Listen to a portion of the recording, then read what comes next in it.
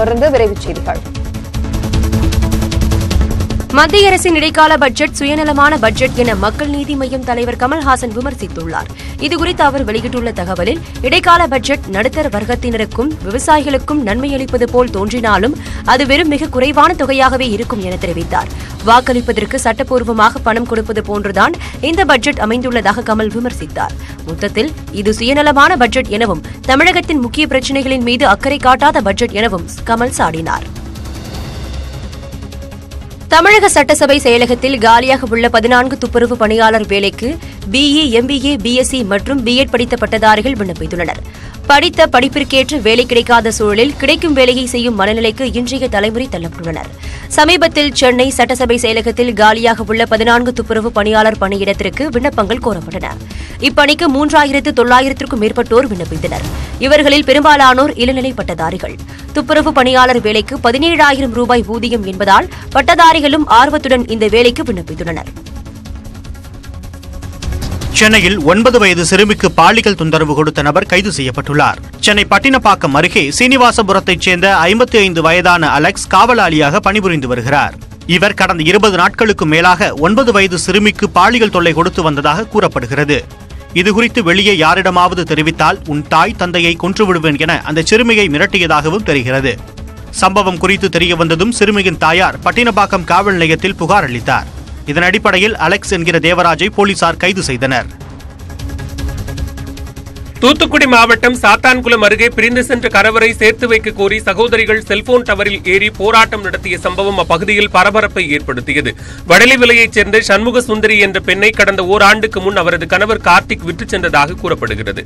கணவருடன் சேர்த்து வைக்க கோரி மாவட்ட ஆட்சியர், காவல் கண்காணிப்பாளர் வரையிலும் புகார் அளித்தும் நடவடிக்கை எடுக்கவில்லை என்று குற்றம் சாட்டிய சண்முக சுந்தரி சகோதரியுடன் டவரில் ஏறி போராட்டத்தில் ஈடுபட்டார். சாத்தான்குளம் காவல் நிலையம் அருகில் சகோதரிகள் டவரில் ஏறி போராட்டம் நடத்தியதை அறிந்து வந்த போலீசார் அவர்களுடன் சமாதான பேச்சுவார்த்தை நடத்தி டவரில் இருந்து இறக்கினர்.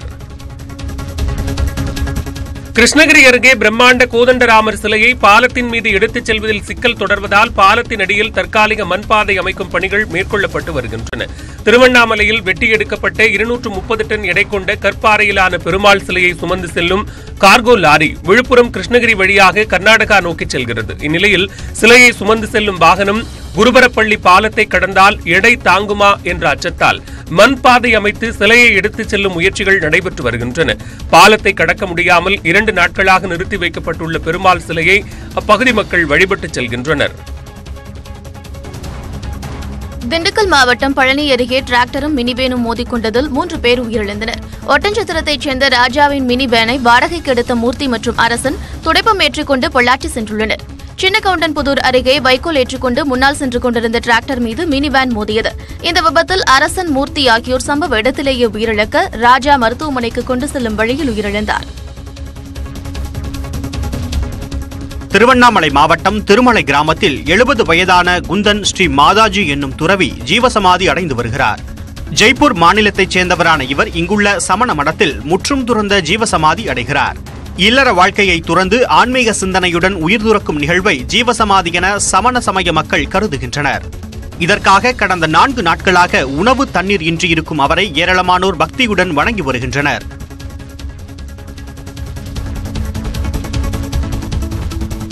வேலைநிறுத்த போராட்டத்தில் ஈடுபட்ட 2.5 லட்சம் அரசு பள்ளி ஆசிரியர்களின் விவரங்களை இணைய பதிவேட்டில் தனிமைப்படுத்தி பதிவு செய்ய பள்ளிக்கல்வித்துறை உத்தரவிட்டுள்ளது.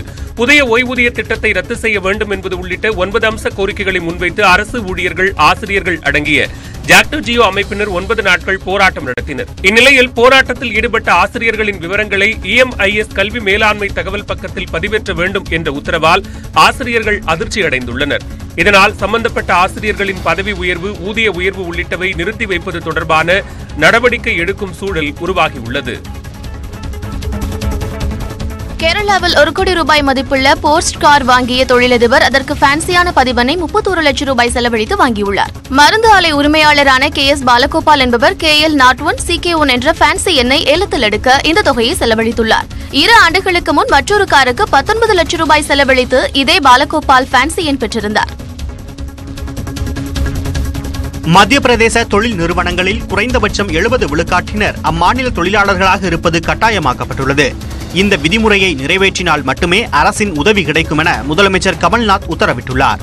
நிலம் உள்ளிட்ட வசதிகளை ஏற்கனவே அரசிடம் பெற்ற நிறுவனங்களுக்கும் இந்த விதிமுறையை பின்பற்ற அறிவுறுத்தப்பட்டுள்ளது.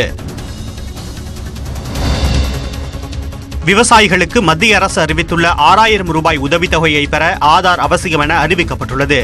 அதே நேரம் முதல் தவணையான 2000 ரூபாயை பெறுவதற்கு மட்டும் ஆதார் அவசியமல்ல என்று மத்திய அரசு தெரிவித்துள்ளது. 2 ஹெக்டேருக்கு குறைவாக நிலமுள்ள விவசாயிகளுக்கான நிதி உதவி திட்டத்தின் கீழ் முதல் தவணை இம்மாத இறுதியில் விவசாயிகளின் வங்கிக் கணக்கில் வரவு வைக்கப்படும் என எதிர்பார்க்கப்படுகிறது. நடப்பு நிதியாண்டின் 3வது காலாண்டில் ஐடிபிஐ வங்கியானது 4000 கோடி ரூபாய் இழப்பை சந்தித்துள்ளது. கடந்த நிதியாண்டின் 3வது காலாண்டில் 1524 கோடி ரூபாய் இழப்பு ஐடிபிஐ வங்கிக்கு ஏற்பட்டது. அது இந்த ஆண்டு 3 மடங்காக உயர்ந்து 4185 கோடி ரூபாய் இழப்பாக மாறியுள்ளது. வங்கியின் நிகர வட்டி வருவாய் 18% சரிவடைந்து 1357 கோடி ரூபாயாக குறைந்துள்ளது.